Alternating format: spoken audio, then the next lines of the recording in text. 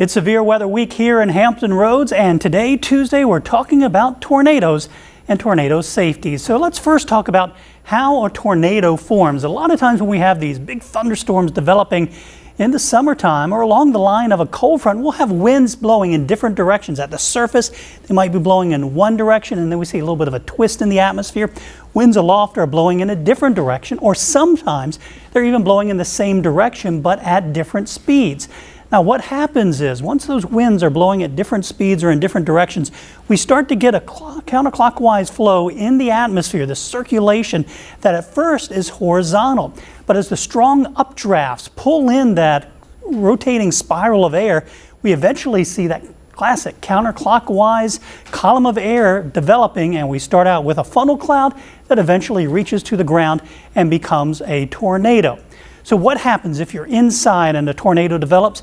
Well, the best thing to do is go to an interior room of your home or a basement. Now, a lot of homes in Hampton Roads don't have basements because of the water levels around Hampton Roads, but you can always go to the smallest room in the center of your home. The idea is to stay away from all windows and cover yourself, maybe with a blanket, or even get into a bathtub in an interior bathroom and cover yourself with a mattress.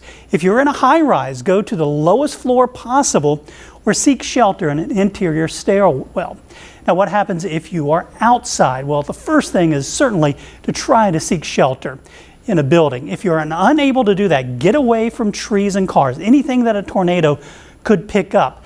Lie flat and face down, low on the ground, maybe in a ditch or a gully, and protect the back of your head and the back of your neck with your hands and your arms. And finally, what are you supposed to do if you are in a car?